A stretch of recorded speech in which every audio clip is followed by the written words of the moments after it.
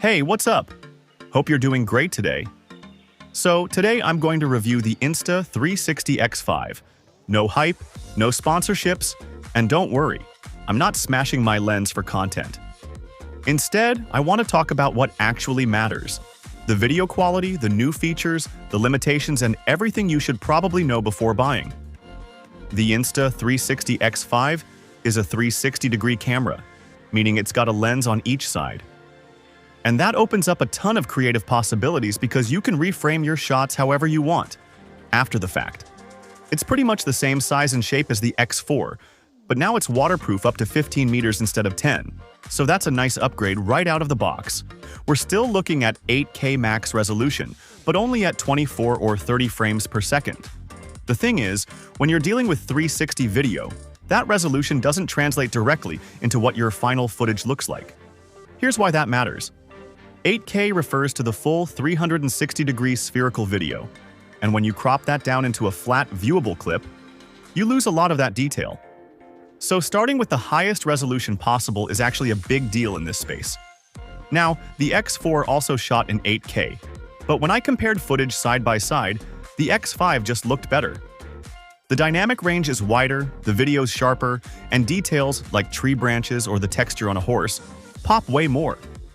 That bump in image quality mostly comes down to the X5's larger sensor and its new AAA chip system, which seems to help with everything from color processing to clarity.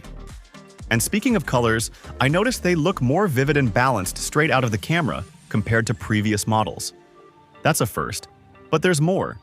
The X5 also has a new low-light video mode called PureVideo, which originally debuted on the Insta360 Pro 2. And yeah, it works.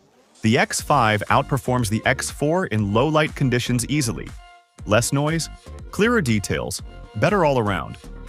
You'll see it clearly when you compare night shots. The difference is obvious.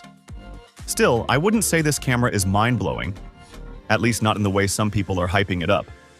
Yes, it's better than the X4 in cloudy or low-light environments, and the colors are punchier, but the bump in quality won't blow your mind if you're coming from the X4.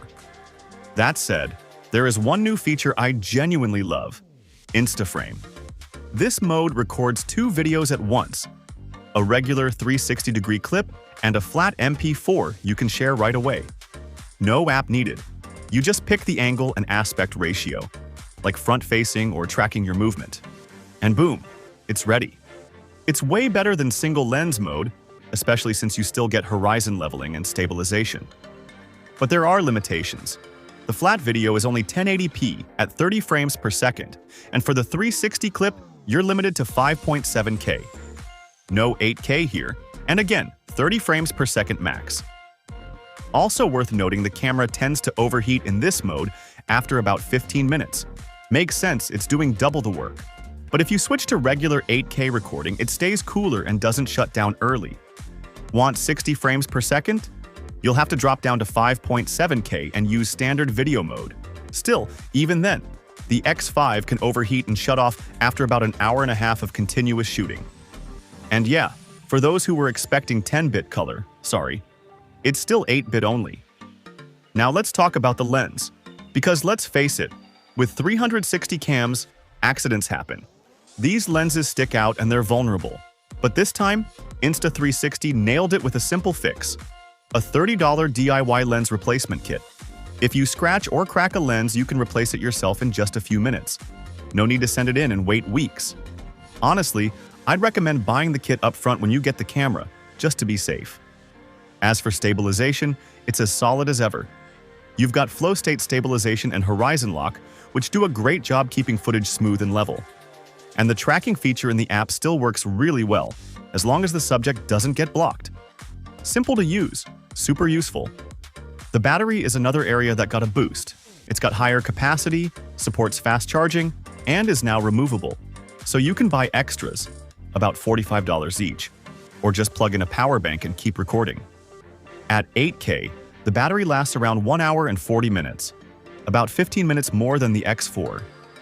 There's also a battery saver mode that stretches that out to over 3 hours, but you're limited to 4K or 5.7K at 30 frames per second, no HDR, and no PureVideo. One quick heads up: X4 batteries look the same, but they won't work in the X5. So if you're upgrading, plan on replacing those too. The new mic setup is nice as well.